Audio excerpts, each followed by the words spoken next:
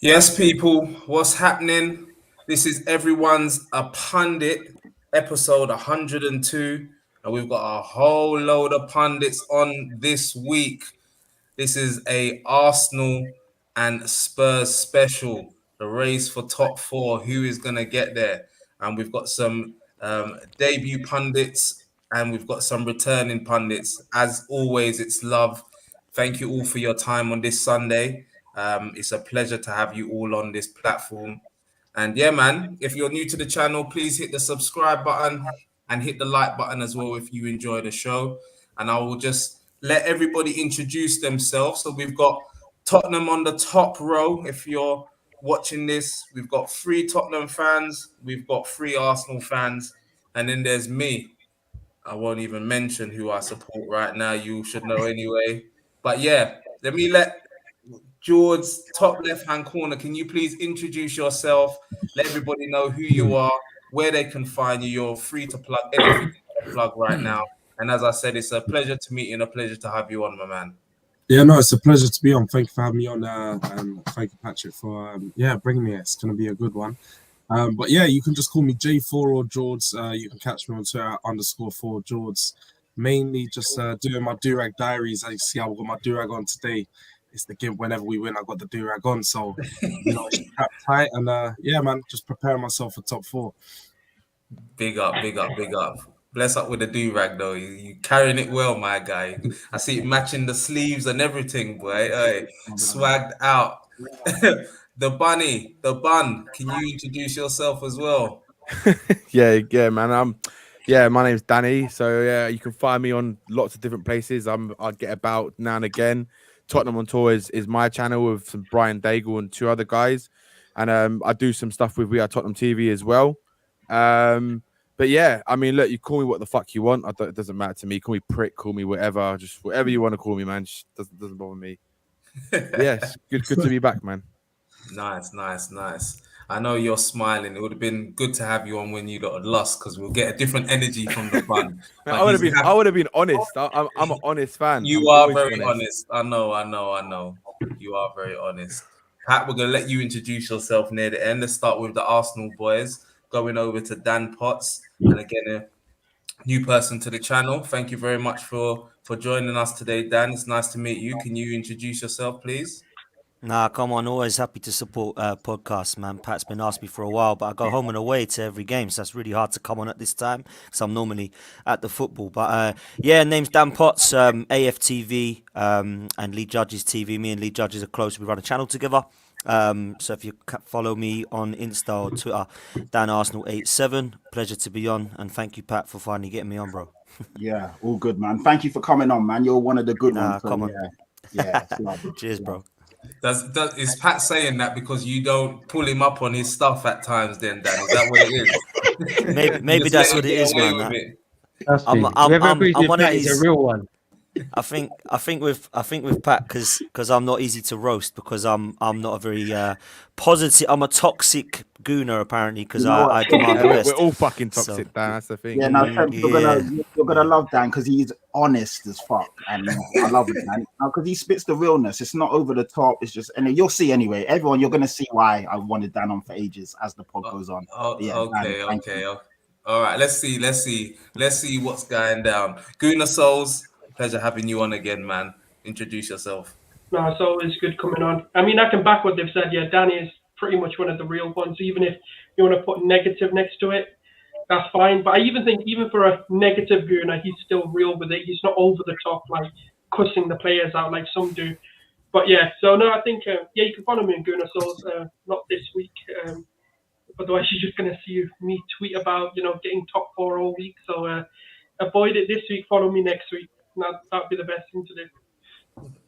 No worries, man. No worries. Boots Banks, my guy. Introduce yourself. Yo. What are you saying? You cool? Yeah, man. Yeah, man. So been on this show quite a bit. So yeah, quite a few back and forth with Mr. P up there. So yeah, it's gonna come to fruition now, innit? We're gonna see what's happening. So yeah, man. High up. Let's see what's happening. Thanks for joining us, especially after the loss. A big up all of the Arsenal man jumping on actually, because obviously the Spurs people are smiling right now. They got the upper hand, but it's not over until it's over. Patrick Tyrant, your time now. Yes, what's happening, people? It's your boy Patrick Tyrant, aka Young Swaggy Daniels. When you see the T, you see the P. When you see the P, you know it represents T. Let's go. Let's go, man. And I'm Semps, and this is Everyone's a Pundit, episode 102. I'm just going to start then. We're going to get into this week's show, which is the Spurs and Arsenal special race for top four. Who's going to get top four? I have to say, it's been a very interesting season, man. There's been battles for relegation. There's a massive battle for the title. There's a battle for top four. There's a battle for sixth and fifth and all of that stuff as well. It's been a very exciting season. Today, we had some games and Spurs started off. Spurs 1-0 home win to Burnley. Aston Villa drew 1-1 with Crystal Palace at home. Leeds fought to get a 1-1 draw against Brighton, keeping themselves in the fight to stay up. Watford are already relegated, as we all know. They lost 5-1 at home to Leicester. And what a massive game today, boy. West Ham 2, Man City 2. Mahrez missing a penalty right near the end. And it's just keeping that title race alive as well. Norwich were already down, but they held Wolves to a 1-1 draw away at Wolves. And Everton as well, losing 3-2 at home to Brentford. And again, just keeping that relegation fight open. But we're not here to talk about that now. We're here to talk about Spurs and we're here to talk about Arsenal. I think both have had, for different reasons, I think both have had good seasons, to be honest. As an outsider looking in, I think definitely Arsenal have had a great season from where they finished the last couple of seasons. And I never thought you was going to be in this position. Yes, I've been on here laughing at Jason for saying we're going to finish between 4th and 6th and all these things. I just couldn't see it, man. So fair play. Obviously, the one game a week has helped. And also the fact that Arteta has been there for a little while now and he's been able to get his style in, get the players playing for him. So, yeah, man, well done to Arsenal. And Conte, I think, is probably the difference maker for Spurs, and obviously Son and Kane. Has put you lot in a titanic battle now going into the last day. If I was to come over to yourself, George, let's start with Dan Potts, actually, from an Arsenal point of view. Going into that game away at Spurs, your record over there isn't great, but you're going into the game in good form. What was your feeling going into the game? The feeling going into the game was nerves, because it's a North London derby. Form goes out the window.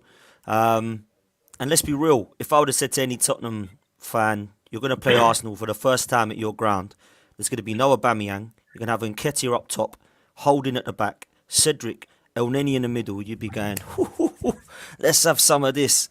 So I don't think Spurs can sit there and go, wow, I'm so shocked that we beat this side, because we're depleted at the moment. Having said that, when you go down to 10 men and Cedric decides to do what Mustafi did a couple of seasons ago against Kane and give away a penalty, you're pretty much screwed. So the sending off changed the game for me. I thought Holding was lucky to stay on before that, if I'm honest. I don't understand why he kept assaulting Son. But at the same time, Mikel Arteta's played a ridiculously high line against Son. What does he expect? What does he expect? Why are we going gun-ho in a game that we didn't have to win? I didn't get it. We were literally chasing. Lloris had the ball at one stage. Martinelli's chasing him down. Why? Just leave him. Let him have the ball. They need to win. We don't. We can draw. But we're going for it, gone home. Now, don't get me wrong. I'm not saying we should have just gone there and just completely just accepted that we are not going to win this game no matter what. But actually use a bit of sense about it. And unfortunately, the occasion got too much for this young team. Having said that, it was the experienced heads that let us down. Holding. Cedric, Elneny went to sleep for the third goal. He was doing quite a good job, in my opinion, of keeping Kane to a little bit of a battle. Completely lost him, went to sleep, and they scored the third goal, and that killed it off completely. I mean, it was done anyway, but that was just job done. And I was amazed that it wasn't 5 or 6. I was accepting it was going to be easily 5 or 6, because the way that we were playing, we just accepted defeat, in my opinion. So I've got to say I was disappointed with the Arsenal fans as well. Very hypocritical of some of our lot saying how funny it was seeing Tottenham leaving after 31 minutes in the first leg. Well, there was only me and a few surrounding by us by the end of the game as well. Like poor support from the fan base, really.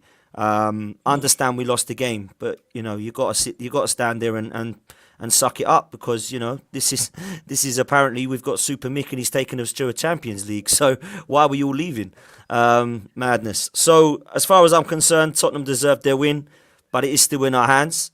I do find it a little bit odd that some of the Tottenham fan base, and I'm not pointing the finger at anyone on this panel because I don't know if it was you guys, running around like they beaten Bayern Munich and top four secured. Like, what's happening, man? Let's just stop jumping the gun and calm down just a little bit, yeah?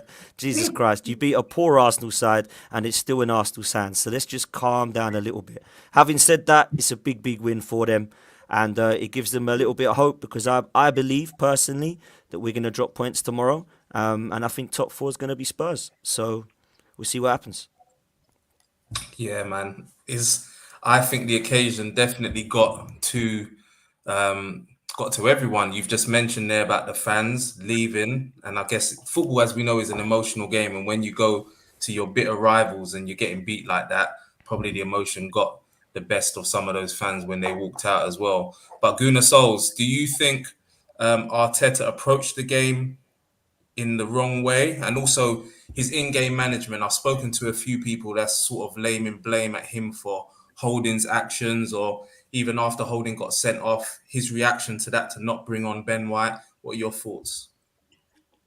The whole Rob Holding and Ben White situation is difficult because Ben White suffered a tight hamstring, which is something you don't really want to aggravate, especially in a game which is pretty much done at that point.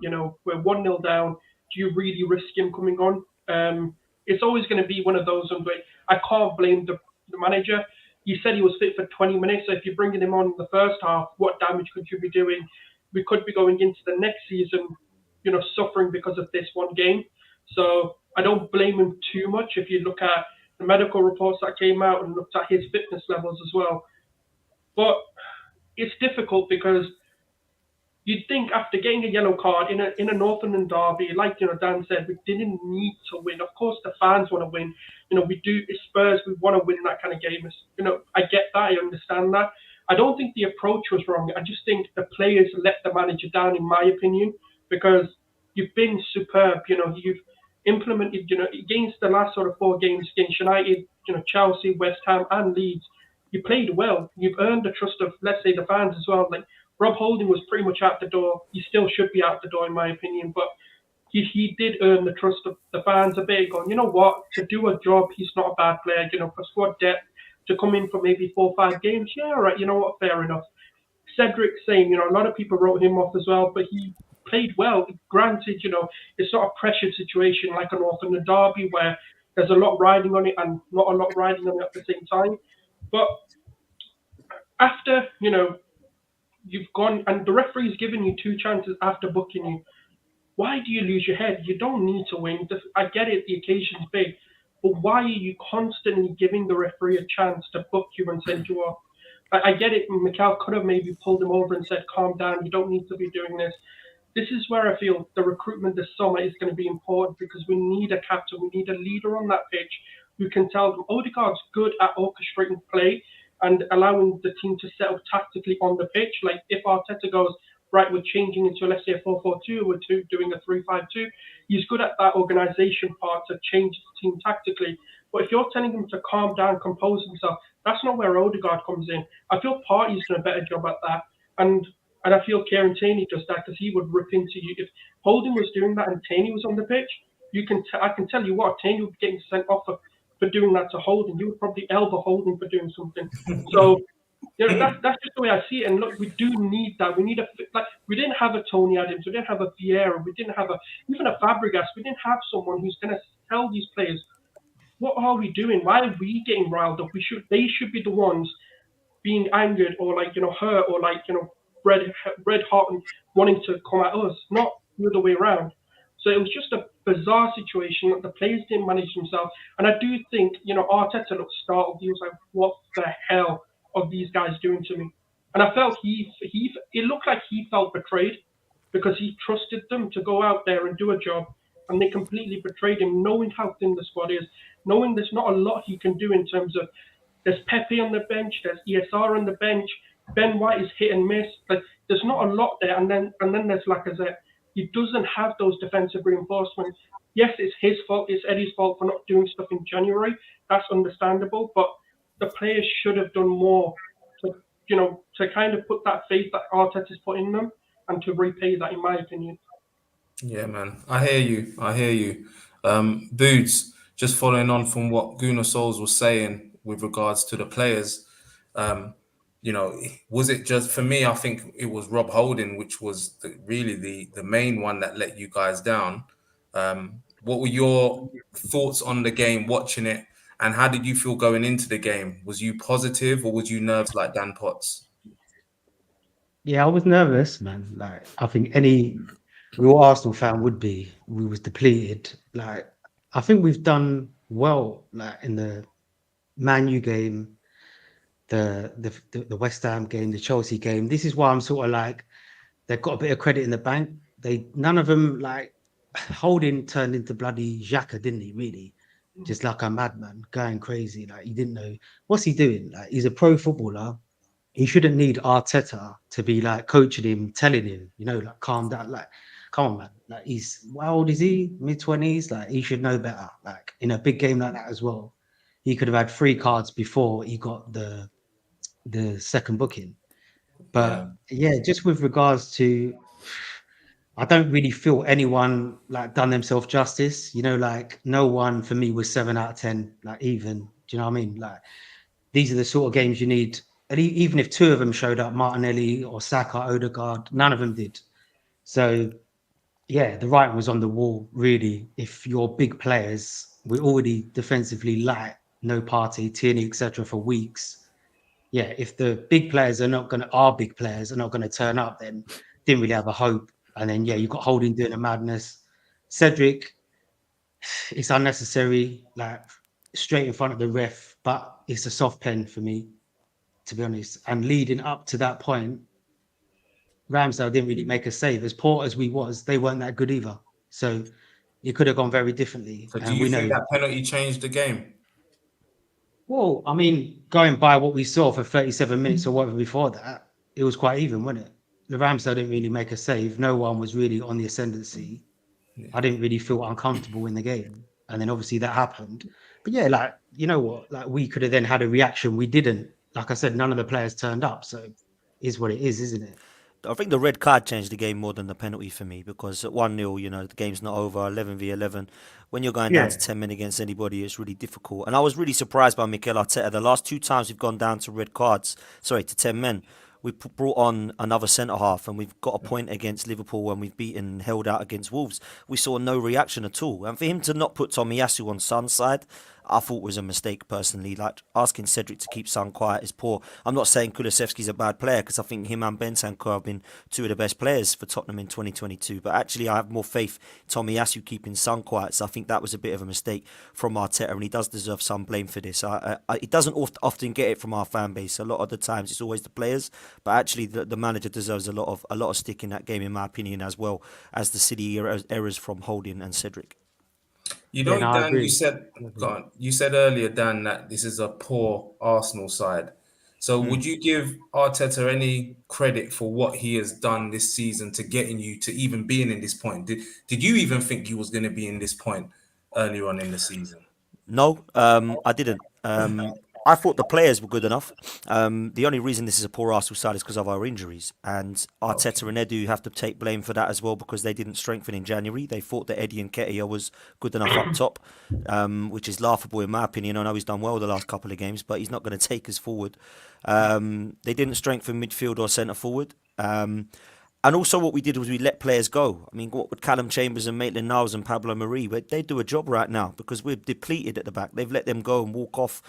Oh, they wanted to leave. Well, sorry, I want a lot of things in life, but I don't always get it. If you want to leave, stick with us for 6 months, try and get this top 4, and then you can go where the hell you want. I don't care. But you've got a job to do at the moment.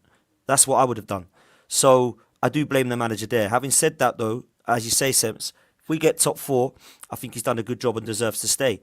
But I demand the best at this football club. I didn't want this guy. I didn't want this process because I've been waiting 18 years for a title. So why do I need to wait another 5 to try and start again?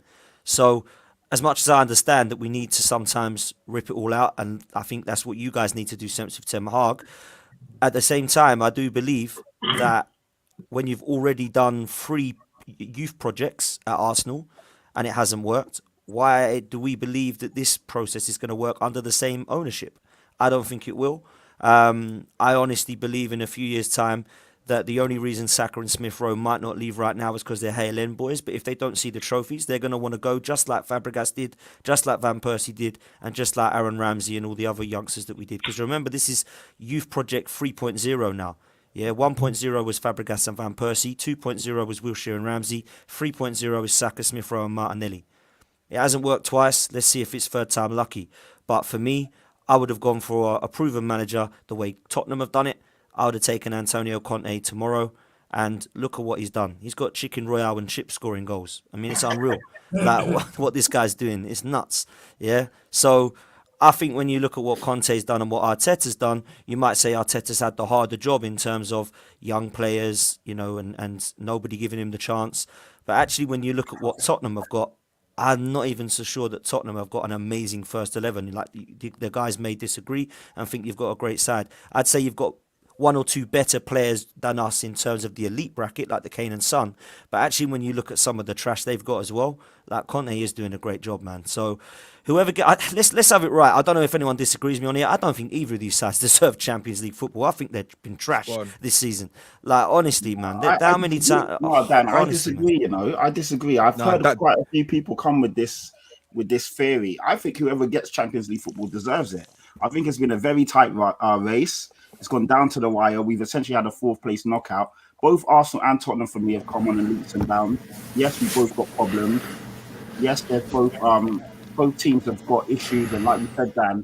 So I'm getting a bit of feedback. Like you said, Dan, both teams have got players where you would say, "Wow, we need to upgrade and improve." But I think both teams have also done really well this season, and I believe whoever gets it deserves it, man, fully. If Arsenal pip us to it, I'm not going to turn around and say they don't deserve it. They do. So, yeah, that's just how I see it. I agree with that, yeah, but it's also the reason why look, we're in the top 4 race, right, with Arsenal and Tottenham, and it's true. Whoever gets it does deserve it, and but it just goes to show the credit of how poor the league's been this year with the teams challenging for those positions. Because if you look at like Man United, Tottenham, Arsenal, all those teams around have been so bad this season, and it just goes to show you the level of why, in a way, none of those teams really deserve it. It's like the best out of a bad bunch, essentially, is what it is. So you can say yeah, the person who deserves it, it should deserve, the person who gets it deserves it, but really, none of them deserve it because they've all been shit the whole season. They've all been inconsistent. They've all had pathetic showings. They've all had good showings, right? And that's just the reality of it. And I think that's just because of the level of the Premier League around those, except for you've got obviously the elite level of Liverpool, Man City, and then the level just below is Chelsea, and then everyone else essentially. And that's just the way it is, unfortunately. That's just my opinion anyway. If you look at the expectations going into the season for both Spurs and Arsenal, let's be honest, we were meant to be in a Europa League knockout, not a Champions League knockout. So when we're looking at it, we were meant to have a 4-way title race. If we're looking at expectations, in Chelsea, United have let that down in terms of they've not performed to the levels of it. I feel Chelsea more so United, because United was a 50-50. A lot of people said Ronaldo won't do what we think he'll do. He may take away from the team, but Chelsea were dead on. £100 million striker solved their issue in goal scoring. They're dead on, the champions of Europe, all of this. So I do feel I get it. It's harsh as well, to say they don't deserve it. I feel it's a weird one because I don't think both should be as highly praised as we're making it. That's just shown how far, the Premier League's fallen, that we're looking at a top 4 race being as exciting as a title race. It's just funny the standards of the Premier League and how hyped everything is. I think Arsenal fans are being disingenuous here. I've come across many Arsenal fans, and a lot of them have said that they expected top 4 prior to the season, or they expected a challenge. I think if you guys expected to finish in the Europa League spots, and that's just aiming a bit too low. He's in his second full season, and some people would say that this is the time for his project to start flourishing, which it has at times this season we've seen. So I don't think you can really look at the start of the season expectations and sort of say, yeah, it's been a good season because you're challenging.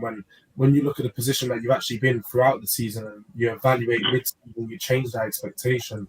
You look at the position Arsenal were in. You almost had top four there. It was there for the taking, and you failed to reach it. So either way, it's going to be a bottle job for either of our clubs, because Tottenham's been ahead of Arsenal. We have a few points clear, and then we bottled it. So whoever loses it, for me, it's going to be a bottle job on either side. But at the end of the day, like you did mention, it is still good for both of us to be this high, because Chelsea, Man United have been so poor. And I really think Chelsea are the ones that people are saying Man United's having a bad season. I think Chelsea having a terrible season. I don't want to take it off to them, but the fact that Tottenham and Arsenal are so close to a team that was considered title contenders up until December, it's very telling. The thing is, we was 1 point off Spurs last season, weren't we? How far off fourth were we last season? Was it like only 4 points? It was 8. It was like 4 points. Yeah, man. 8 The thing is really 4 points. Quite marginal. What I'd say, gents, is, from a United point of view, when we finish second, and Pat will back me up, Booze will back me up, and I'm a level-headed United fan, so I didn't get excited by a second place finish. And I was telling quite a few man that people was talking about that we've made progress because we finished second. And what I was saying was we finished second in a season where I think you lot sacked your manager last season. Liverpool had the injury crisis and it was a shambles. So again, like what you lot are saying, it was the best of a bad bunch. So I think next season is where you will probably see where you guys really are actually at, because this season Chelsea have had a bad season, Man United have had a bad season. You would expect us to both be better next season, and then you will kind of see where you guys fall into that as well, and how your progress is actually doing. But what I would say is, whoever finishes top 4, you deserve it this season, but you'll see where your progression is actually at come next season and the season after. And I think that's probably where you'll see it. But George, going back over to yourself, obviously, you guys are in the position now. You've played a game more. Arsenal got to go away to Newcastle tomorrow evening.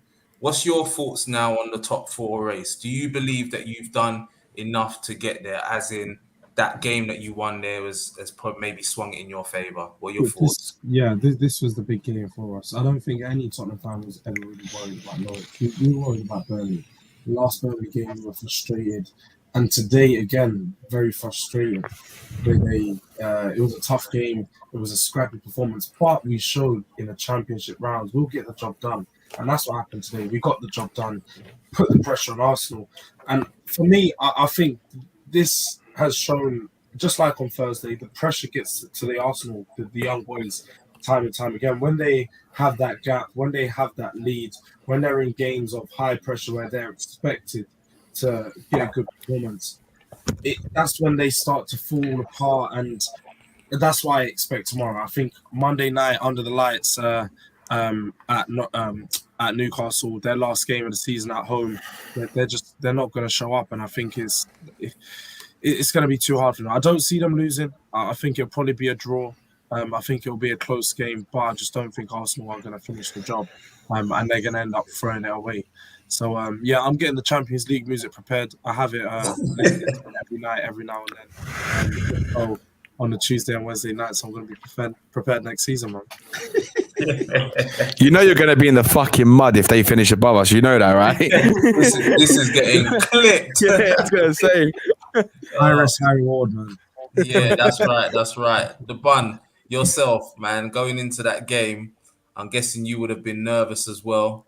What, the Arsenal game? The Arsenal game? Not at all, mate. I was more confident in the Arsenal game than I was today. Today, I was far more nervous because I know what Spurs are like. Spurs ditch you time and time again, yeah? Today was one of those games, yeah, where when you watched it, you're like, oh, fuck, they're going to score a goal, aren't they? They're going to do it again. They're going to do it again. They're going to fuck it up for us again. And that's exactly what that game was. And they hit the post as well at one point. We're like, Jesus, we're riding our luck here. So we were kind of lucky. We like George was saying here, we got the job done. But it's like the Arsenal game, right? The build up to that game, like just the whole way that the mind games were with Conte and the way it happened in January, where the Arteta called it off for one coronavirus case in their whole squad. When they like Dan was saying, you got rid of like 3 players in that same week. On I think one of them was on loan or 2 of them were sold in that or whatever it was. They got rid of them in that same week. They said they haven't got enough players. I mean, that was ridiculous. So the whole build up of it. And then how it was our first North London derby in the new stadium with the full stadium. There was no way, in my opinion, there was no way Arsenal were going to come to that ground. And with the way the atmosphere was, I mean, if you saw it on the streets, right, it was just insane. I've never seen an atmosphere like it. It was madness. It was absolute. You could feel the energy, and that energy you could feel it inside the stadium. And I think that is what. The reason why we beat Arsenal, because let's be honest, Tottenham didn't play good football that game. They didn't play good football, right? We didn't go and absolutely batter Arsenal because we were the better team. We played because all the things that happened in that game were consequences of what happened in the build-up, with the atmosphere, and I think it's the mentality of the players. They couldn't deal with that pressure and the occasion. They couldn't deal with the atmosphere inside the stadium, and I think that's why they lost their heads, because you could see like what Rob Holding was and how some of the players. Because to be honest with you, Arsenal started better for the first 15 minutes. They were the ones attacking us, so it looked like, oh fuck, we're in for a game now. Arsenal come to play, but then.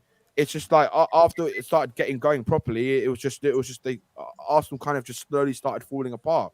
But I didn't have any nerves to think that we were going to lose that game. There was no way that Arsenal were going to win that game. Maybe they could have drawn, yes, 100%, but there was no way we were losing that. And I think, like Dan was saying, as soon as that red card happened, I think that was done and dusted. I think that game was completely done because, like you're saying. Before that, yeah. Was it quite even? It was quite even before that. Before the sending off, like you say, you were quite cagey. We started better. It was fairly even. I think this whole occasion thing. I think everyone's boosting that a bit too much, if I'm honest. Look, because I think we went away to Chelsea with the kids, performed. We beat Man United. We went away to you can't bring up that Chelsea game because that was Chelsea's most perfect performance I've seen all season, right? Yeah. And also they had their worst back three. Their worst back three in the whole league that game. And also, if you looked at the mistakes, the reason why you beat them in that game, but it doesn't matter. The reason why you beat them in that game is because all their defenders made mistakes. Every single one of those goals that they conceded was all mistakes, and you capitalized on those mistakes. So yes, but then couldn't they argue then, Dan, that obviously the red card is a mistake and the penalty is a mistake? Exactly, because up to 37 minutes, I was just asking that question. Was it quite even game? Of course. Look, you have to. You said we fell apart. I don't think you was like madly all over us up until 37 minutes. We had most. You had. What did you have? Like 3 shots the whole game after that red card. Ramsdale didn't make a save up until then. What's that? He didn't make a save. Didn't make a save up until 37 minutes. You could see after about 15 minutes, the only time that you actually looked good was when Sanchez was on the ball, started to give it away a few times. You pressed us a few times, put on some pressure, but then after that, we caught you in transition a few times, and you could see that we were opening you up, and that's why we got those fouls in which led to the red card, because we started to open you up. We wasn't having shots. Yeah, fair enough, but holding. It was our pressing as well. Like we were intercepting the ball every time because Arsenal was placing their passes, because you could see that they weren't concentrating. Right, they were not turned on. They weren't concentrating at all. And that's why they kept losing the ball. Højbjerg, the amount of times Højbjerg won the ball back in transition was ridiculous, to be honest with you. He had an unbelievable performance from I think what Boots is meaning, though, is like, without the Cedric mistake and 10 men, do you think a 3-0... Did you fancy yourselves to win 3-0 comfortably and that was it, done and dusted? I think it would have been a closer game. I think we still would have won. Yeah, but that's what I think we're getting at. Yeah. I think it would have been a much closer game. I think it would have been like maybe like a 2-1, maybe a 2-2, something like that. I said 3-1 at the beginning of the game. It could have been a much closer game. I just couldn't see us losing that game. I think you're being kind, Danny. Don't let these guys. No. Do you know what, Patrick? I'll be honest. Do you know what? I'll be honest. I know what Tottenham are like. The thing is, my feeling was that we weren't losing that game. It was more. That's why I predicted 3-1 at the beginning of the game. I didn't All right, predict a draw because I let- predicted we were going to win yeah, because I thought that we were going to win. let me say my piece now, because obviously I've been quite quiet. I've let everyone talk. And leading up into this game, Guna Souls, you was talking a bag of shit, saying you was going to come here, you was going to beat us. This is going to That's be the deluded. day you got to get top 4 and blah, blah, blah. There were so many people. Shout out to Colleen. She was talking a lot of crap as well. Loads of Arsenal people were atting me. So much rubbish. Gunner King as well. He was talking shit all week. And as soon as that whistle went, and I obviously tweeted him, he went missing for 2.5 days. I thought he went on annual leave. I literally was putting out the search party for him. The guy was MIA. So it's all well and good Arsenal people saying, yeah, of course a red card changes the game. And I get that. You know, the referee, people said the referee was quick to hand out this and that. At the end of the day, you guys gave him that choice and that decision to make. And I think the penalty was soft, but it was a penalty. And when Arsenal got that same penalty, basically softness against Man United, no one complained. It swings and roundabouts. Semps has said it on here many a time, and even Semps pulled up Danny for saying that Man United gets off penalties, and he goes, listen, the swings and roundabouts, you lot will get your turn. We got our turn, funny enough, and it was in a big game. Today we got another one. On another day we Say don't. that again for Danny Pat. Yeah, Semps pulled up Danny, and I've got to keep it 100. I'll keep it 100. We have to. Semps pulled up Danny when Danny said that Man United get a lot of penalty decisions, and he goes, nope, we all get the same as swings and roundabouts. You'll get your turn. And funny enough, in that game and tonight, we got our turn. And we've had horrible decisions go away. Like Eric Dyer, his back was against the ball versus Newcastle a year ago.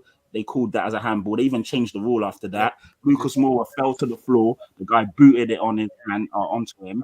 On his back, they called it handball. We've seen what happened in the Champions. I mean, it swings and roundabouts, man. So without going into all of these conspiracy theorists and Arsenal fans acting like the whole world is against them, at the end of the day, on the day, we turned up, and unfortunately for Arsenal, they didn't. Dan's alluded to it. Boots has spoken about it. Holding was rattled and very basically, I don't know why you put Holding on Son. Son's in the form of his life. Holding, with all due respect, isn't that guy as a centre back. You don't put one of the best players against Holding and expect him to not fucking tear him a new arsehole. And you know, Arsenal fans were very like, oh yeah, we're gonna win, we're gonna this, we're gonna that. Our record, I mean, George and I were on the stream with some Arsenal fans, and the way they were talking, so much crap. We had guys saying they was going to beat us, and they was locking off the stream and all of this and that, blah, blah. Again, those guys are missing. We still ain't heard from them now. It's like 4 days later. But yeah, our form going into this was really good, even though people would like to say, and this is why I don't believe when people say, oh, whoever gets fourth doesn't deserve it. Tottenham right now, in their last 11 games, we've won 7, drawn 2, lost 2. 23 points, 24 goals scored, only 8 goals conceded, and 5 clean sheets. Tell me that's not good form. That's very good form. Do you know what I mean? So if we get it, we deserve it. If Arsenal get it, they deserve it. Their form has been a bit sticky, but still, they've won 6, they've lost 5.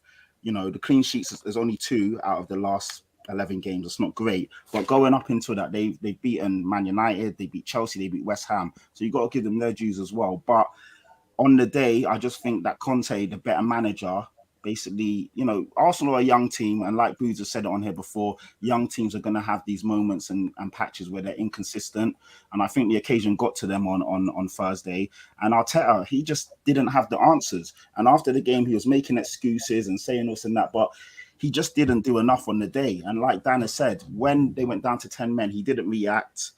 You know, what he was thinking, and yeah, the game just panned out. And to be fair, we took our foot off the gas. The only thing that annoyed me, I know it was a comfortable win, and I said it to Sems, and Sems said, you got the job done, it is what it is, but I really wanted 5, 6, and 7. I really wanted to lay a marker down. Literally after the 60th minute, we were in cruise control.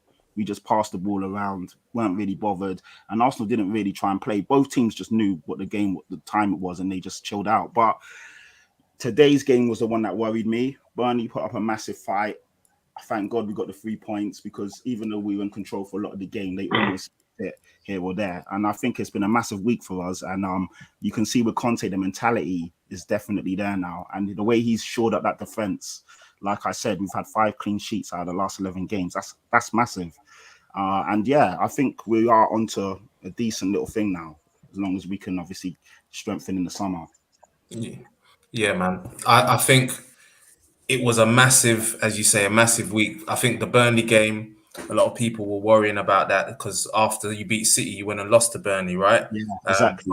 But obviously, it's the last home game of the season. You probably was never losing that today, but you know, Arsenal still got 2 games left, Dan and Potts.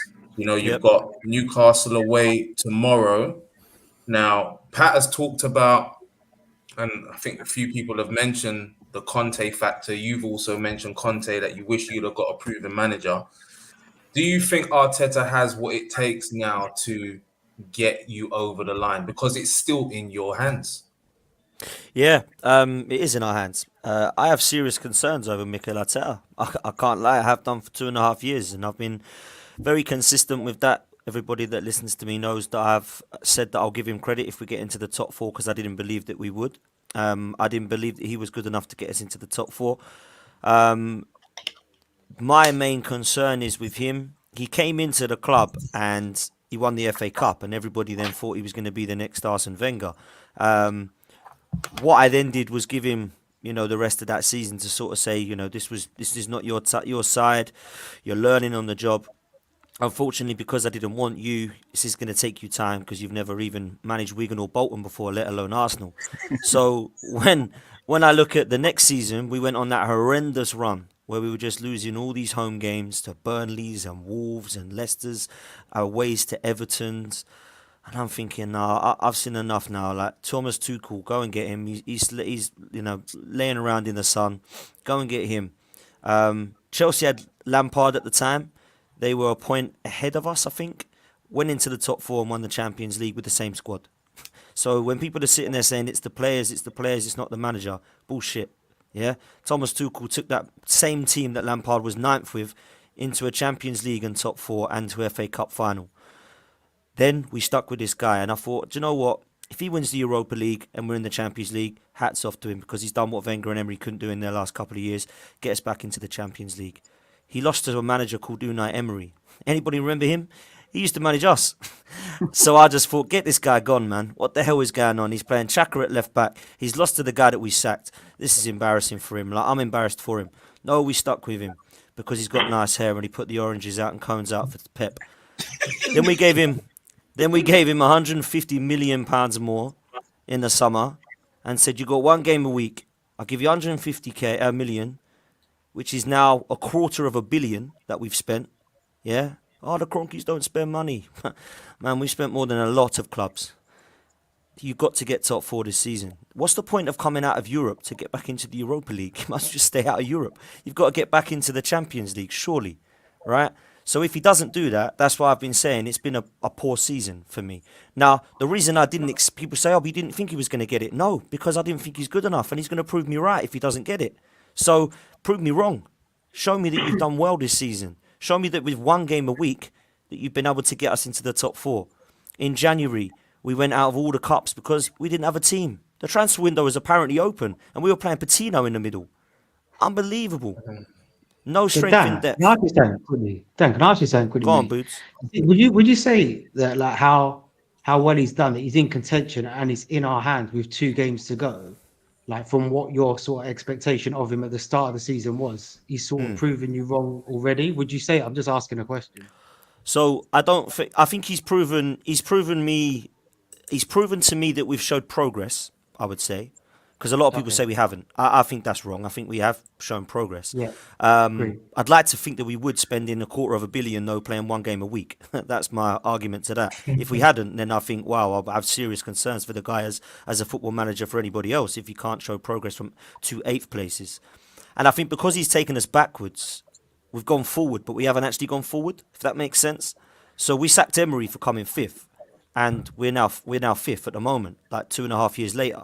So I'm not so sure there's massive progress from when Wenger and Emery had left. However, having said that, because it's a project of him now starting with everything new, we've now caught up to where we were when Wenger and Emery left. So now I need to see him push on. If we get into the Champions League, I've sat on many streams and said, hands up. I was wrong because I didn't believe he could get it. And I'll eat humble pie and say fair play, Arteta.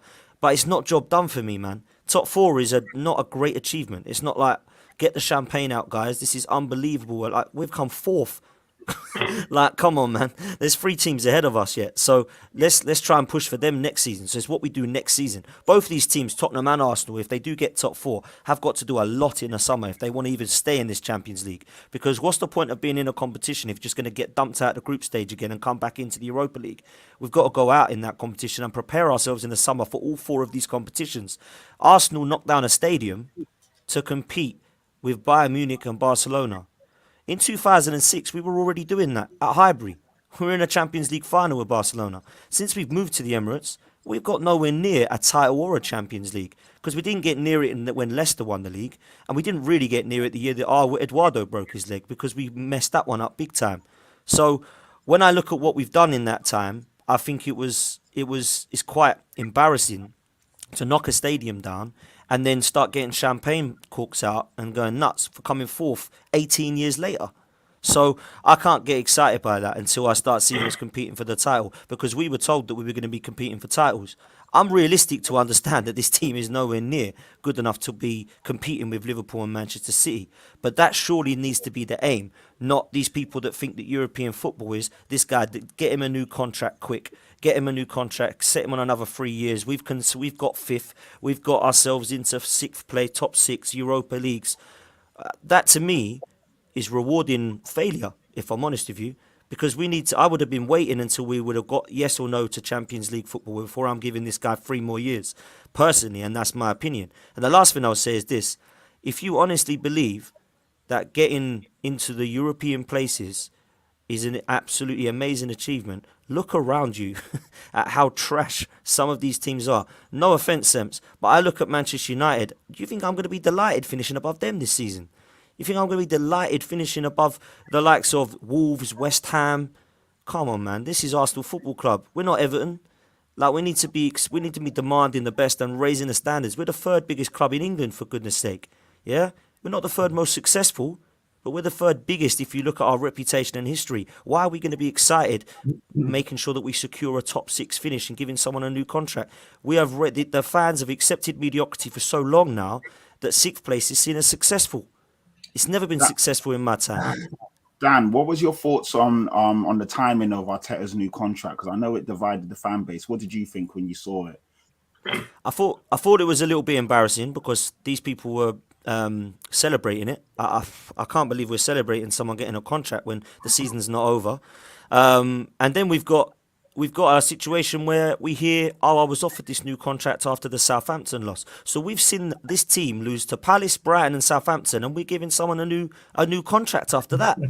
That to me just shows the acceptance of mediocrity from top to bottom of this football club, from the fans to the ownership to the board to the players. Unfortunately, mate, we are stuck with this for another few seasons, whether you like it or not. And that's why I'm sick and tired of shouting for the manager to go out, because I'm shouting in the wind. It's embarrassing. We're stuck with this for another 3 seasons.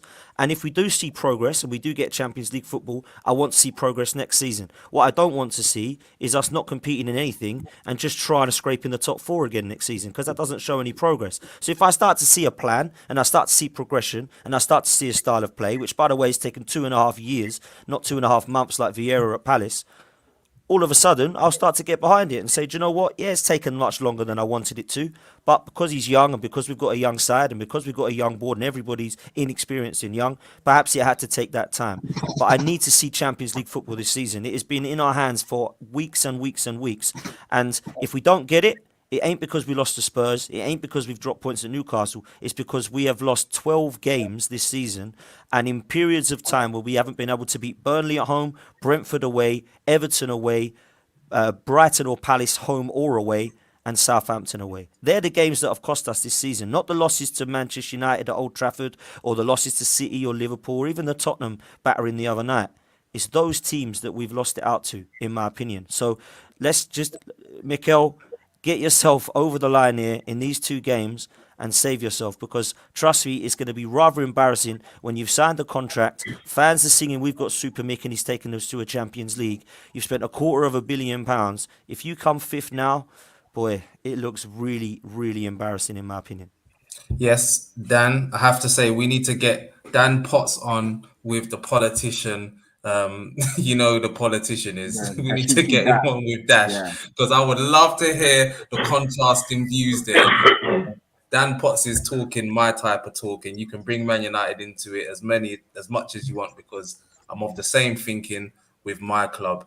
But Boots, over to you, because obviously you asked Dan a question regarding Arteta. As I said before, it's still in your hands. Do you think that you will get over the line? Do you think that you'll be able to beat Newcastle away? And then what do you think this would mean to Arteta, the squad, going forward for next season if you can get Champions League? Yeah, with the centre halves being out, I think this is a big thing for us now. Like for this game, it's come at a shit time. I thought we would have got over the line, but if Gabriel's out, and yeah, the way you got Tommy, Cedric, Ben White is half fit, it's Tavares, it's not good, man. That's not a good look. And like Newcastle's last home game, they're going to be up for it. I'm not too confident now, if I'm honest. I think if we would have gone in with we was dealing with the party situation and Tierney, that was tough, but we was getting through it. Eddie was starting to score. But I think this is a bit too much, like at this stage of the season to deal with. So I think, yeah, it's football, innit? Anything can happen. Just with regards to Arteta, just to add what I think Dan was on the money with a lot he was saying there. I would just add though that I think the way sort of like the club's been run, which has sort of been out of his hands, like in terms of, spending 70 million on Pepe, the contracts given out to these people, like, Ozil situation, Aubameyang situation, like the Williams situation, David Luiz, like you can name so many Kolasinacs. Do you know what I mean? There's just so much dead wood in that team that, as well as obviously he's had money like this summer to obviously deal, the best he can, improve the squad. But he's had a lot of crap to deal with. And yeah, I think that's understated a lot of times. And then I will say that as well, yes, he's had, what did he have? 250? What did we say he had? What did he spend? 250, yeah. 250. Yeah. So it's like, the thing is, he had literally a whole new back five. Gabriel was obviously there, but they're all playing together. If anyone who's played football, that's not an easy feat to get a team. I know it's a whole season now, but I just feel like he's done well in just bringing in a lot of personnel. We always see it, when Fulham come up and bought a bag of players, when teams buy a load of players, we had so many new players come in. I think so. I'm sort of like what Semps was saying, alluding to earlier. It's like, I feel like next season, if he doesn't really show up, and we're sort of like, because I feel like Liverpool, City are clear. Like, forget about them. Like for seasons and seasons, that's not even obtainable for me, right? So unless we're like solidify third or fourth next season, that's when I'm like, all right, cool. He's sort of like the guy. But I would give him till next season now because of what he's done and what he's had to deal with. I would say, regardless if he gets fourth, I would say he's done enough this season. He's in contention up until now. It will go into the last game that he could still get fourth. So I feel like he's done enough in my eyes to, like, he's built his team. And Boots, he's done enough in the board's eyes as well, man. He's staying wherever. Like, doesn't matter what happens now. He's here. He's here for good, man. Yeah, I know. I hear you, man. They've obviously invested a lot in him because, like you say, it's reset, isn't it, Dan? If they get rid of him, it's all his players. So it's like, you know what I mean? It's what are you gonna do? It's not like he's nowhere near fourth where they want to be because they're quite content with being fourth. That's Champions League money, isn't it? To them, they don't really care if we win anything. That's how Arsenal is. It's a business. Yeah, as long as they get top four, that's their aim. So he's very close to that. So he's going to stay. If he was like, if we was eighth again and, further behind than last season, then they would probably relook at it. But yeah, I see why they're keeping him. But yeah, that's sort of my take on it. Okay. Guna Souls, you went into the Spurs and Arsenal game chatting shit, apparently. I got called their young Swaggy Daniels' his words. Guna knows his crimes. He knows his crimes. Boots, obviously, Dan Potts has spoken in length about Arsenal and the club and Arteta and his expectations, which was kind of good to hear. Someone come on and talk about the expectations of Arsenal Football Club being the third biggest club in England. So it was kind of, we were used to having the politician on here giving a different thing. So it was good to hear Dan giving that real. Now you've got 2 games left, Guna Souls. Are you confident? Boots is obviously not confident. What are your feelings going into these final 2 games of the season, especially with the defenders out and everything like that? I think it's looking over the season. They've proven they can bounce back under adversity. They've done it multiple times this season. Now they've got to do it with a quicker turnaround in terms of it's one game you've messed up, not 3. So it's about seeing if the mentality and the culture change that a lot of people like myself have said. I do think, Mikel's doing what he needs to do. I get it in terms of positions and league and on-pitch performance is obviously the key factor to determining success. But I feel there was a lot more he needed to come in and do. It's the same. I always use the example at Barcelona. Because Bartomeu's come in, he's ruined a lot of things that's happened in Barcelona in terms of wage structures, in terms of financial runnings, and how that board is now operating. Laporta's got a massive job to rebuild that and restructure the finances and bring in the investment needed to kind of deplete the loan. So that's how I look at Arteta, not in the financial sense, but if you look at the wage structure before he came in, it was a mess. It was a massive mess. The same at United. The reason why I keep saying that United is going to take maybe 3 seasons or 4 seasons to compete is because you've got players who don't deserve to be on those wages. They're only on those wages for name purposes only, like Varane on 400k, Ronaldo's on 500k, Bruno's on now 400k. They're only on them wages because of the name they bring and the marketability they bring. Whereas with ourselves, it was Aubameyang was pressured by the fans to sign because sign the team, hashtag sign the team, all of that. It was used as a marketing tool, and the club played on that, and they go, all right, if the fans want it, okay. But do you know what's changed since then?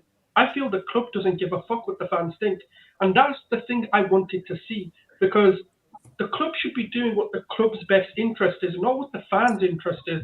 And I feel that's what they've done, bringing in Tomiyasu. Because let's be absolutely real. Bar maybe 1% of the fan base, everyone said this was a shit sidestep window. We spent £150 million to make a sidestep. But let's be real, like these players have come in and proven something. Ben White's come in, regardless of what people think, I think he's done a good job. I feel he's come in and proven a lot of people wrong more than he's proven people right. Granted, there's a £50 million price tag, he's meant to be doing what he's doing. But you could see against Spurs how much we've missed him in terms of transitional play, in terms of handling pace and behind, and not being able to play a high line because Holding is far slower. He doesn't have the composure Ben White does. Yes, sometimes he's too composed, and I feel Ramsdale's like that as well. They can get too egotistical and too into their own head sometimes. That's going to happen. But I feel the club's in a good place. Even if Arteta was to leave at the end of the summer, we can sit here and go, actually, he's left the club in a better state for a manager to come in and maybe propel the club. Or if it's himself, I feel he is good enough to take the club forward. He's shown it in terms of this season. He's proven a lot of things that people throwing against him, like he can't come back after a loss. He did that against Wolves, changed things up and he won 2-1. Granted, people can criticize that, whether it's the players, doing that, but he changed it into a 3-5-2 or a 3-4-3, whatever switch up he did, where he brought Nketiah on and Pepe on and kind of went non-defensive. But in terms of these last 2 games, it's, you know what it is? This is where they have to prove it to us. It's no longer a case of us backing the team and us backing the players and us backing the manager. It's about them now proving to us why that backing was a good thing and why that backing was, justified in reality, because we can sit here and go, we're very confident we're going to beat Newcastle, we're very confident we're going to go beat Everton. But if those players are in the dressing room feeling like, feeling sorry for themselves because they got beat by Spurs, then it doesn't matter what we think. We can be confident, because I do think on paper we should still be able to beat Newcastle. They're losing John Joe Shelby and Joe Willock, 2 players who are pivotal to the way they play and bring the ball to St. Maximin. And I know people are going to sit there and go, but Shelby and Willock, really, are you really going to talk about those 2 players? But in the way they designed their attacks, they are pivotal in terms of over the top for Shelby to Maximin to get in behind and utilise his strengths. And that's the reason why they've had this weird dip of form recently. And when we go into Everton, well, we should be beating Everton. We're in a position where it's 2 wins or it's bust. If we draw or lose to Newcastle, top four's done. Like, it doesn't matter what we do at Everton. There's no way. I mean, if Tottenham lose to Norwich, they should just relegate themselves because it's beyond disgraceful. Like, Norwich aren't playing for anything. Like, that's the thing. Like, they're not doing anything in the season. Like, they're done. They're relegated. There's no, if they beat Spurs, they survive. Like, even in our case, like, we should not be losing to Everton. Like, it's the reality. We should not be getting, Everton should not be getting the double over us.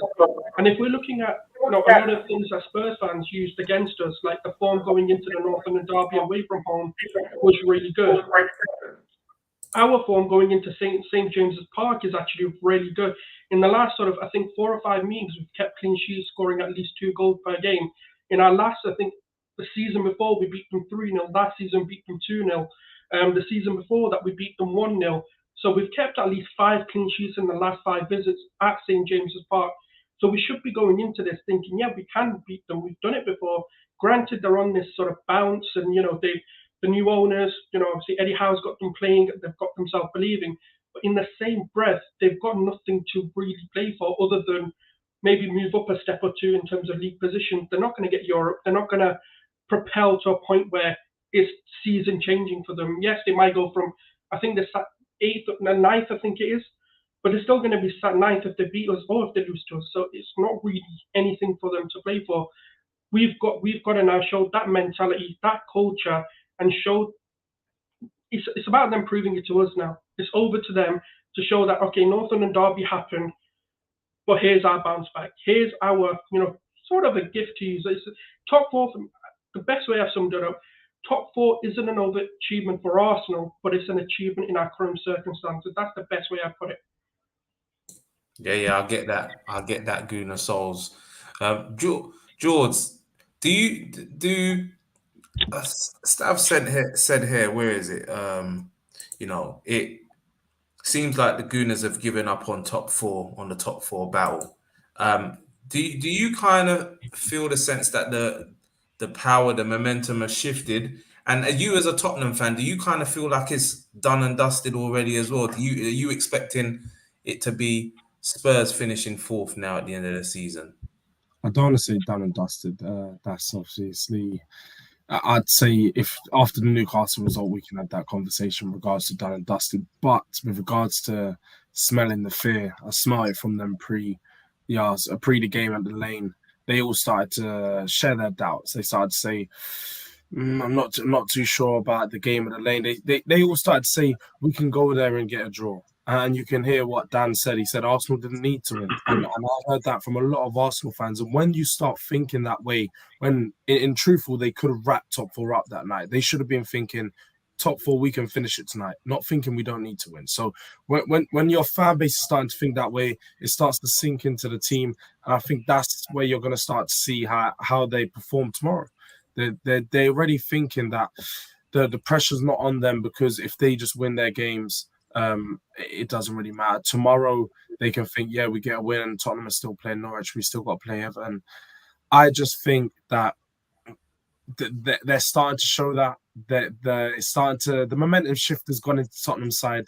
We beat them. We've got the result against Burnley. We've got the free hit against Norwich. And I say free hit, it's 100% a free hit. It's more about how many can we score rather than will we win. Let's be honest here. And so, yeah, it's really now just about Arsenal worrying about their games. And let's talk after tomorrow. That's what I would say to the Arsenal fans. I don't want to say too much, but we'll talk after tomorrow. The bun, free hit, Norwich. This is the Premier League. Are you thinking that you go into that game and it's a guaranteed 3 points as well? Last day of the season, having to win, maybe. Do you think it's a guarantee that you get those 3 points? No fucking chance, mate. No fucking chance. Nothing's guaranteed in the Premier League, man. I mean, this is exactly what Spurs do, man.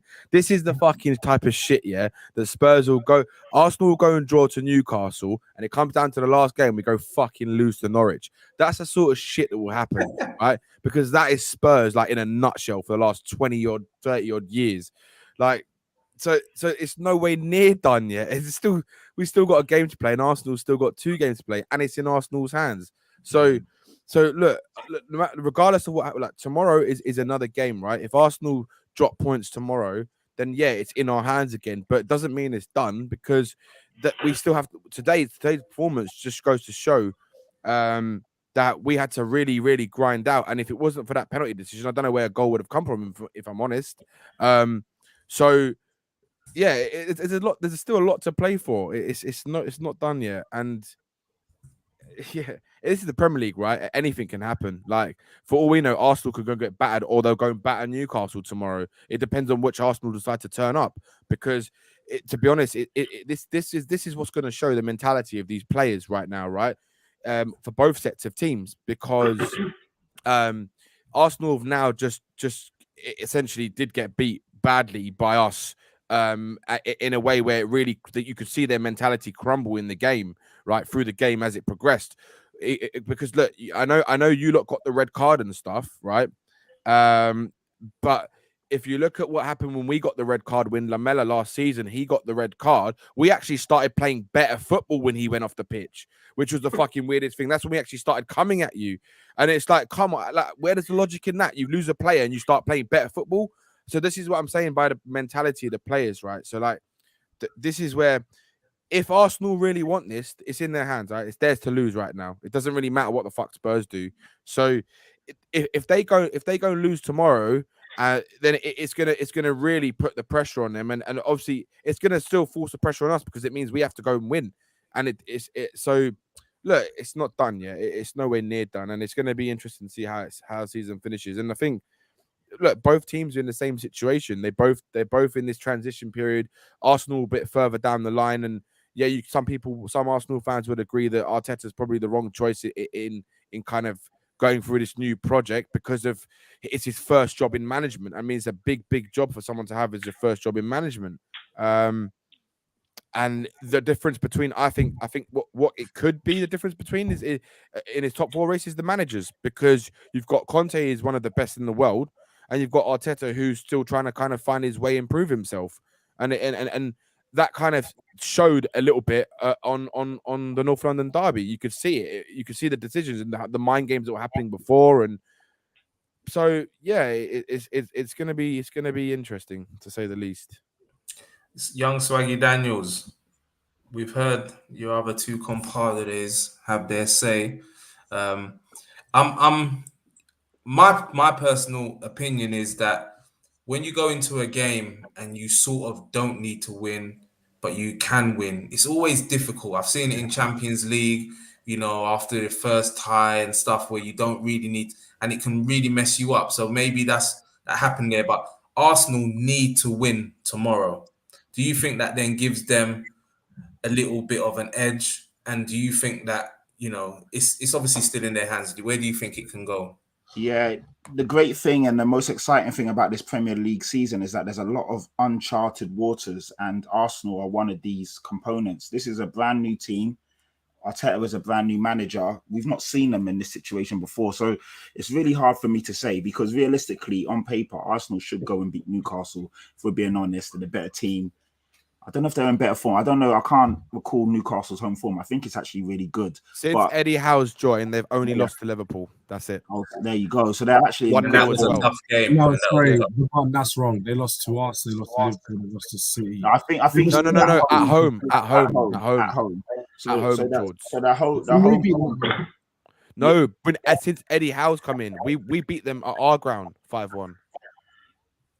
Yeah. So they're home. So there you go. Their home form is good. I can't call it, man. I do think.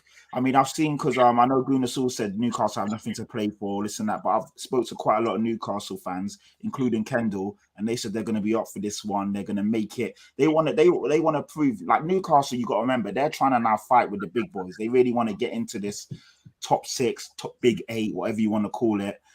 They're trying to show that they can compete and they're ready for next year.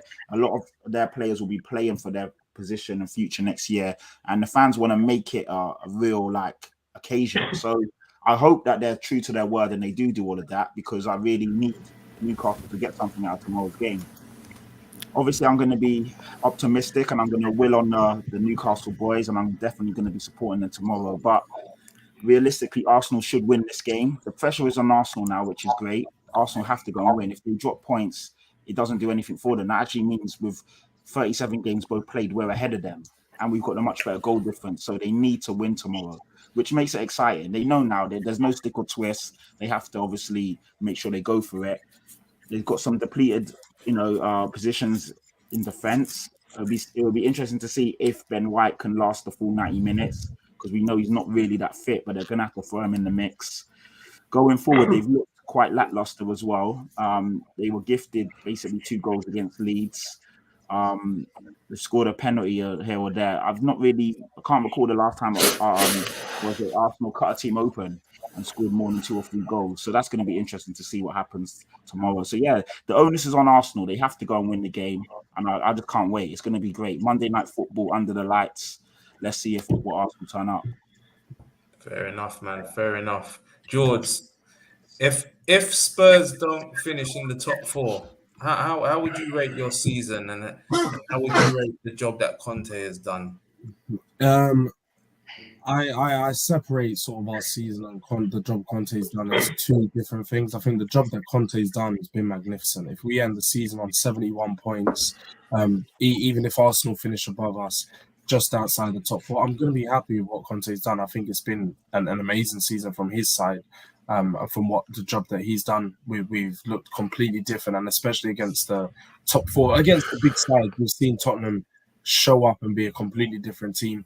As from a season as a whole, if we don't get top 4, I'm gonna be disappointed, just because we've been in positions where we could have got the job done. But I do also recognize that at the start of the season we wasn't expected of top 4. But again, I like to. I mean, mid-season you make your evaluations, and a lot of things change, so you do have to judge it off of that. So I'm gonna be disappointed. But there's a lot of context to add to it. So I'm still going to be looking forward to next season, knowing that my team has the quality to be in the top 4 regardless, or that we can step up into the top 4 next season and do a lot better. So I'm going to be confident regarding that anyway. Fair enough. Can I add to that?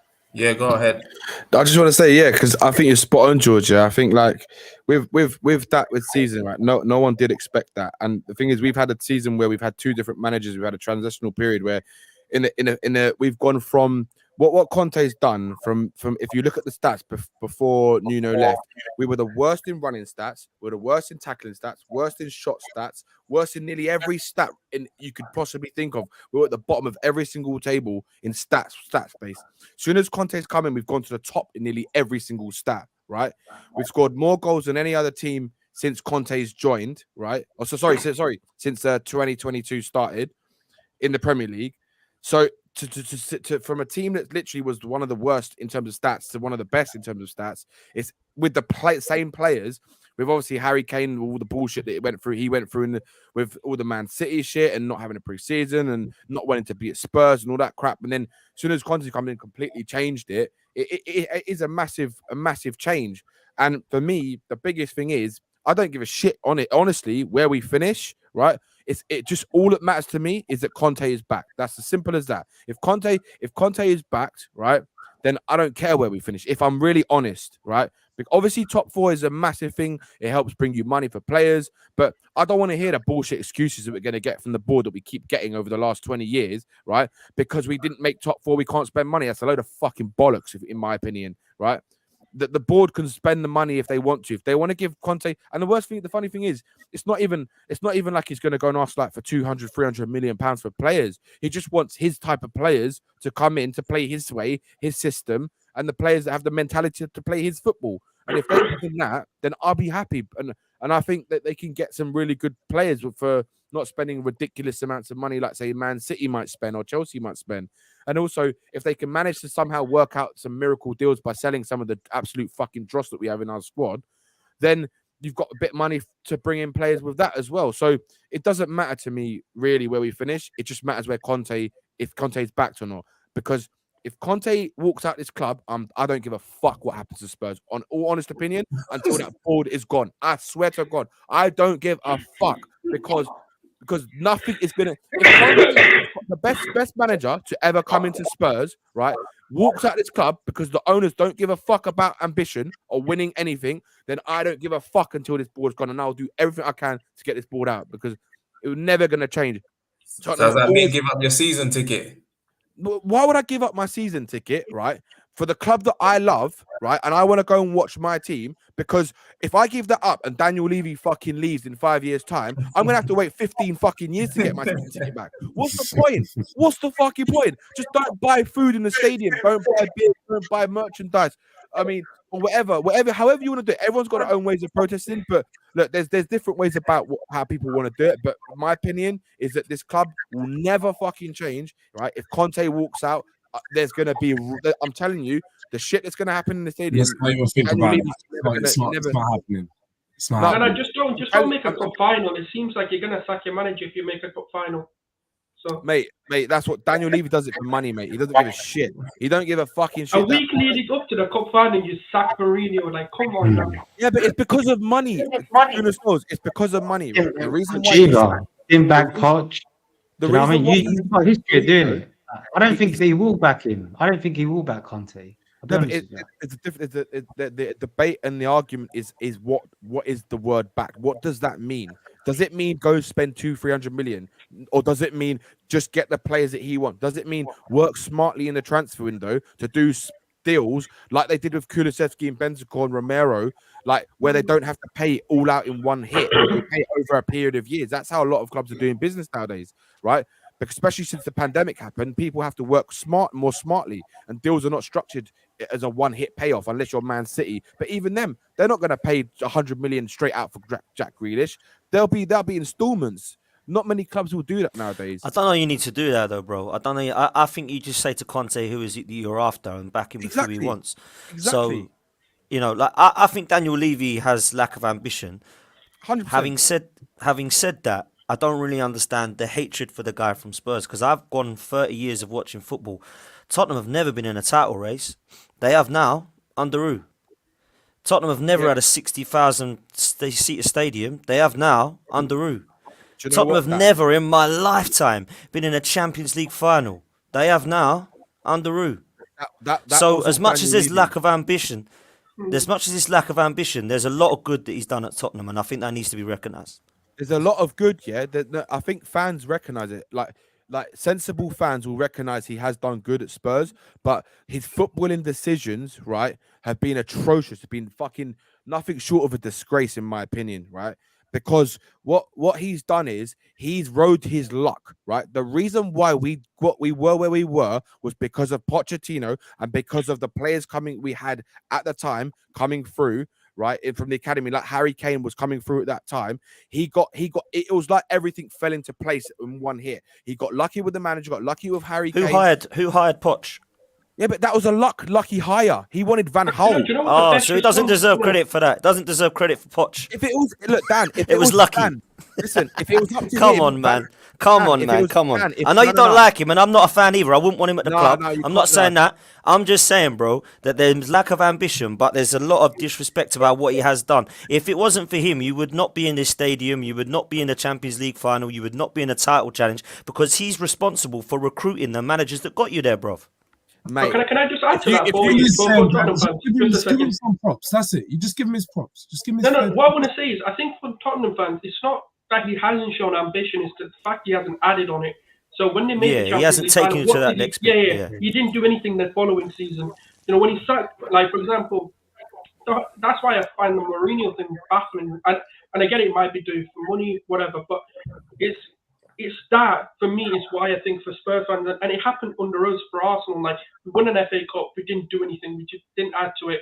For example, the Leicester thing, we should have technically won that league, but what did we do? Not sign a striker, not do anything in the January window, which is something we didn't do this season.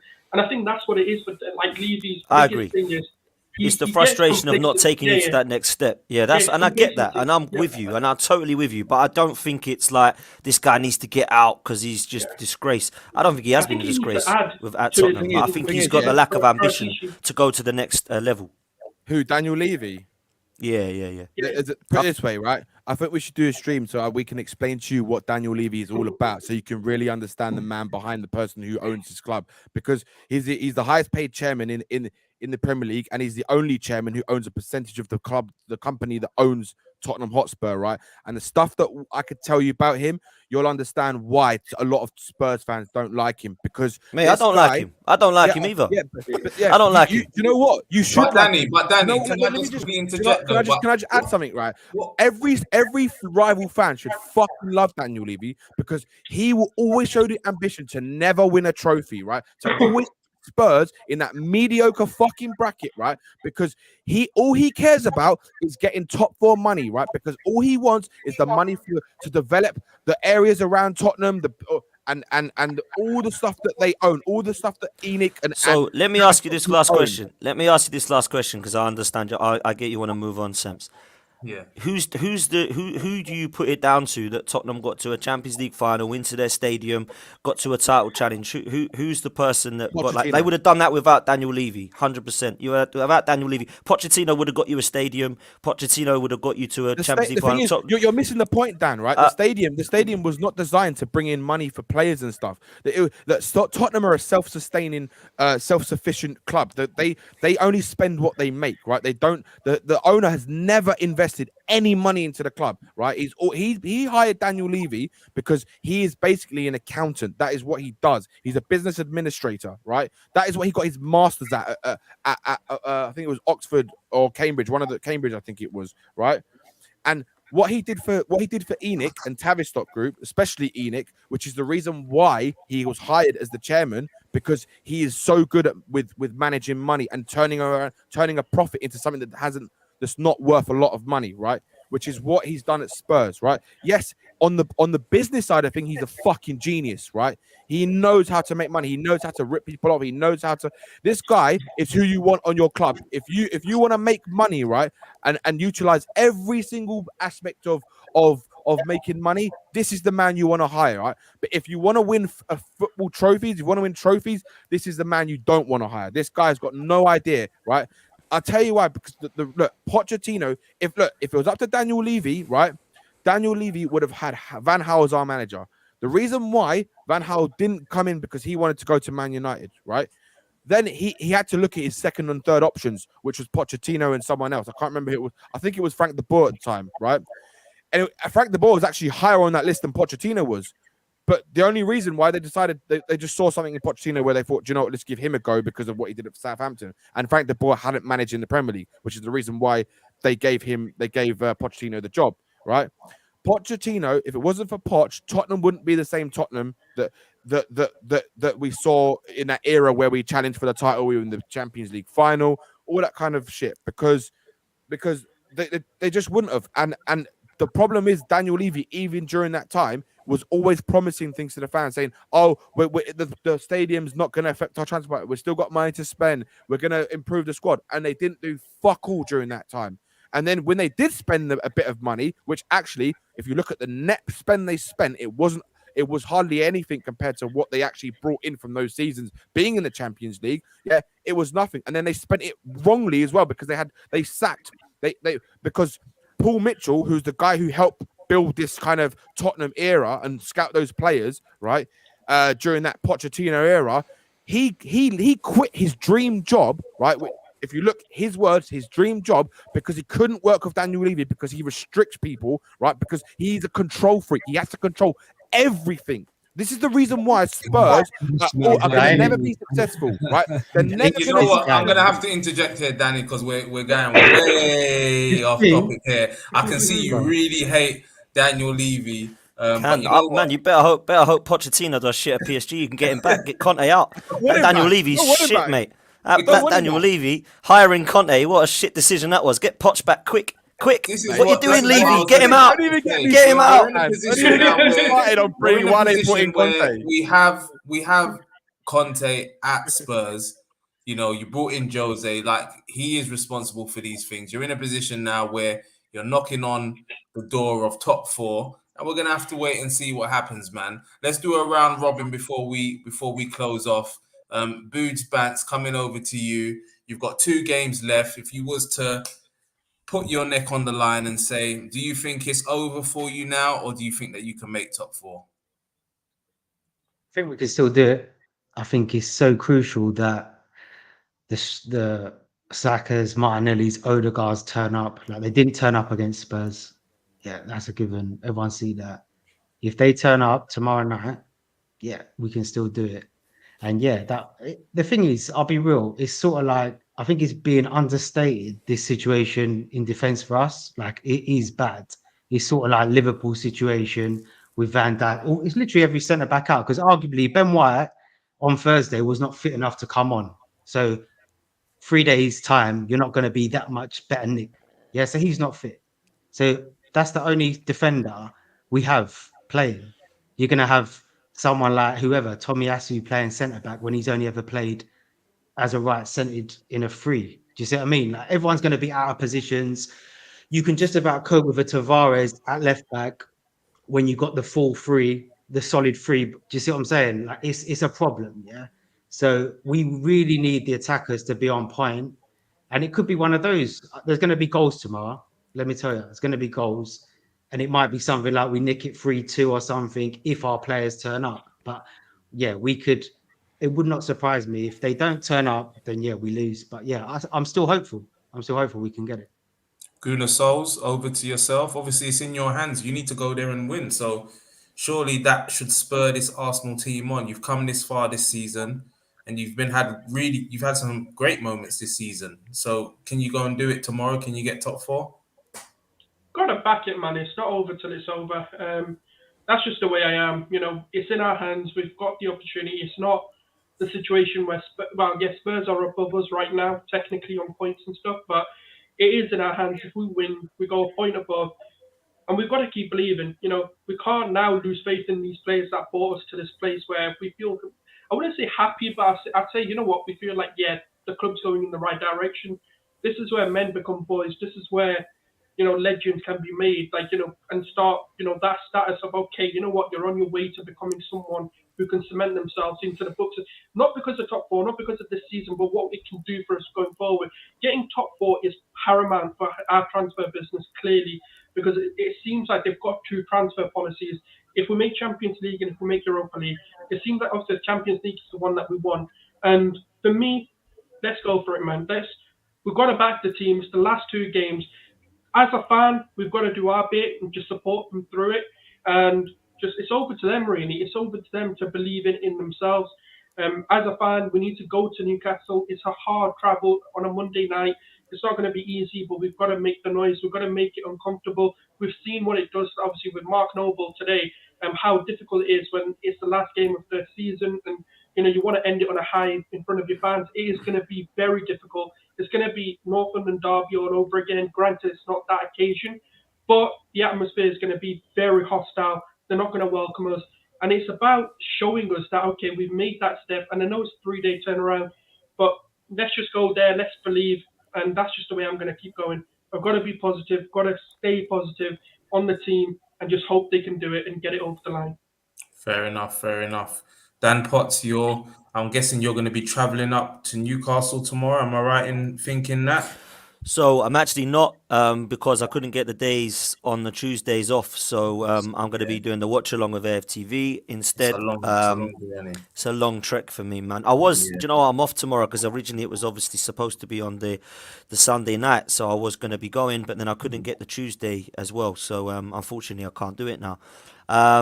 But I'm not as optimistic as the other lads. I have to be real. I feel like we could drop points here. I think Newcastle are a very good side. I think since 2022, there's only Liverpool and City that have been in there statistically as good as them. So I think Eddie Howe's done a wonderful job, and I think they're only going to get better and better. And hello, Newcastle, in the next few years. Trust me.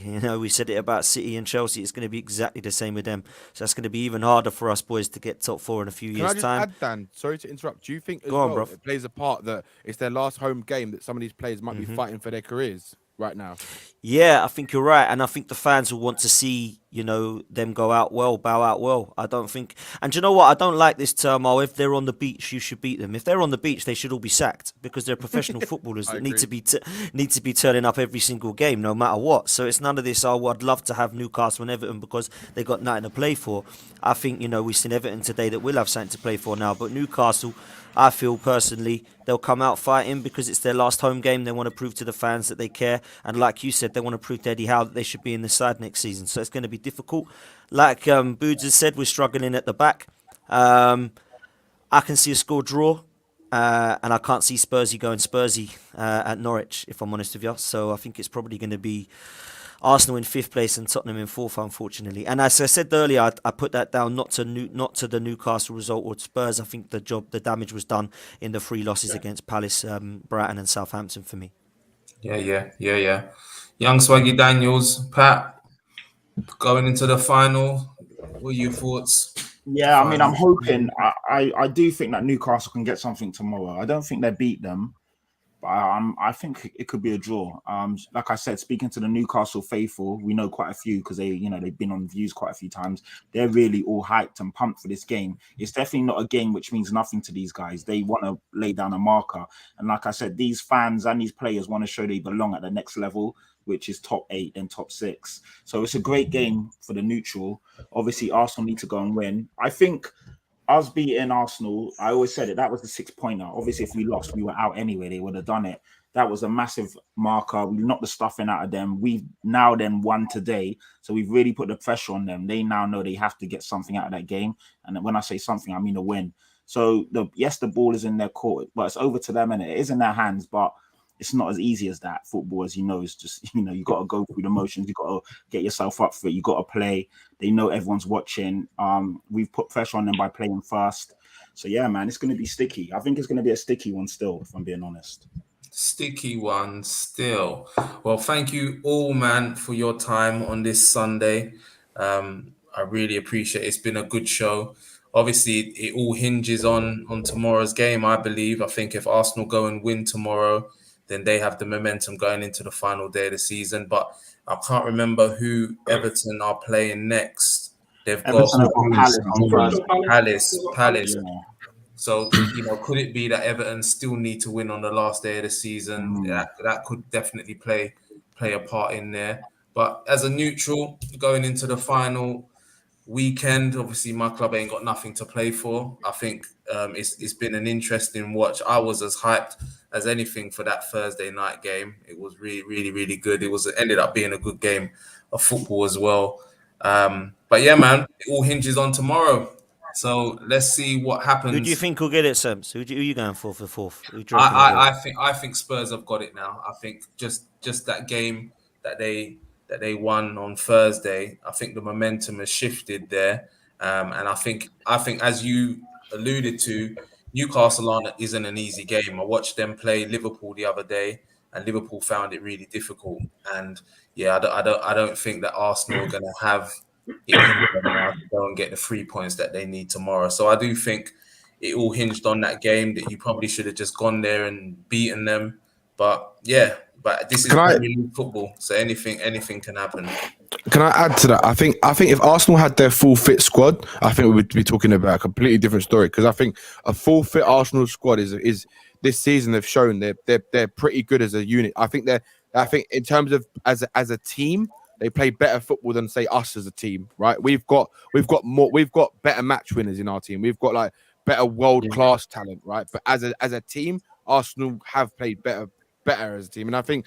Yeah, for them, obviously you can see how much they're missing Partey and they're missing Tierney, and their centre backs as well. If they had them, I think this is football, though. This is football. This is football, man. Unfortunately, but injuries are part of football. You have to have the squad yeah. to deal with it, and shoulda, coulda, wouldas, ifs and maybes. The reality is we are where we are now, and it is what it is. We have to go into these last games, and it's still in their hands. So if they really want it, they'll go and win tomorrow. But because they are still the better team, injuries or no, they're still the better team than Newcastle. So anyway, everybody, if you can sign out for me, please. We're gonna start with the bottom right. Boots Bants, if you can let everybody know where they can find you, X, Y, and Z. Please. Yeah, Boots Bants on Twitter.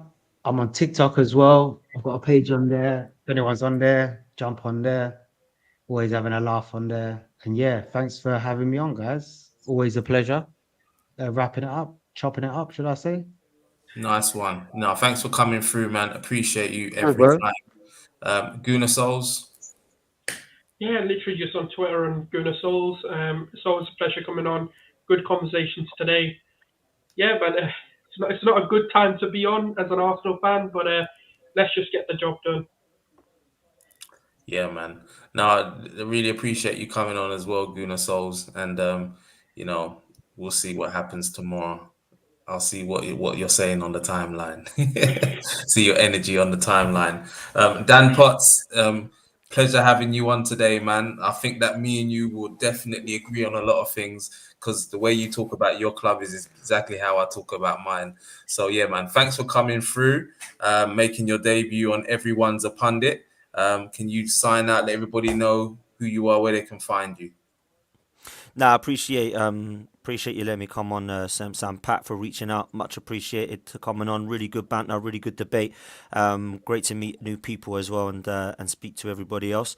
It's at Dan Arsenal 87 on Twitter and Instagram. You'll see me on AFTV and on Lee Judges TV as well regularly. So yeah, come if you do support Arsenal, come like and subscribe and all that lot. Much appreciated. Thanks, guys.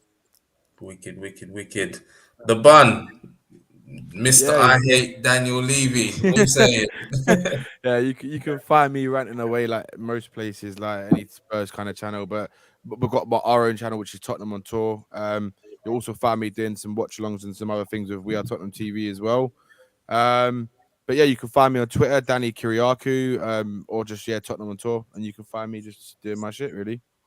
Wicked. Pleasure having you on again, man. Yeah, sorry, I wanted to say, I forgot to add there. Thank you for having me, and thanks Pat for reaching out again, man. And it's a pleasure to meet some of you guys for the first time as well. Yeah, it's a really good show.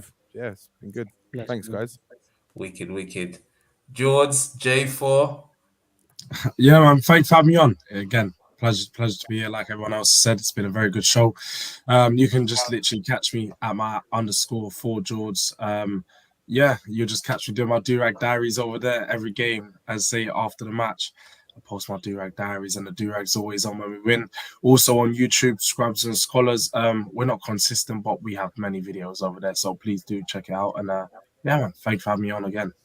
So when you lose, you don't have the do-rag on. No do-rag, man. The hair's all out.